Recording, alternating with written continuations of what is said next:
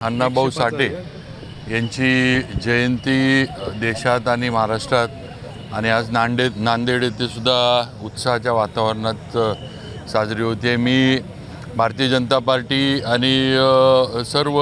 नांदेड जिल्ह्यातल्या भाजपच्या कार्यकर्त्यांच्या वतीनं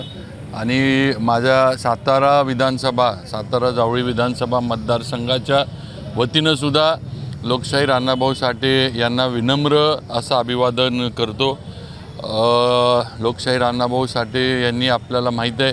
की त्यांच्या लिखाणातनं त्यांच्या साहित्यातनं दीन दलित आणि प्रामुख्यानं मातंग समाजासाठी फार मोठं काम या समाजाचं खरं म्हणजे त्यांची परिस्थिती जी होती ती समाजापुढं आणण्यासाठी त्यांच्या प्रगतीसाठी उन्नतीसाठी आणि त्यांच्यावर होणाऱ्या अन्यायाला वाचा फोडण्यासाठी अण्णाभाऊ साठे यांनी फार मोठं काम केलं आहे आणि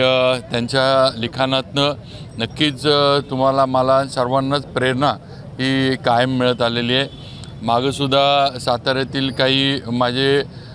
मातंग समाजातील म्हणजे प्रमुख असे बांधव आम्ही मिळून मुख्यमंत्र्यांकडे एक मागणी केली होती की लोकशाहीर अण्णाभाऊ साठे यांना पद्मभूषण हे लवकर मिळावं, भारतरत्न हे मिळावं आणि त्याचा पाठपुरावा मुख्यमंत्री देवेंद्रजीसुद्धा करत आहेत। मला वाटतं आजच्या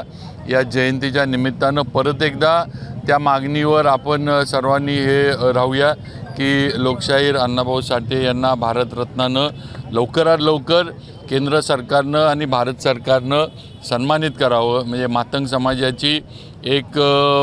राहिलेली इच्छा स्वप्न मागणी ही पूर्णत्वाकडे जाईल।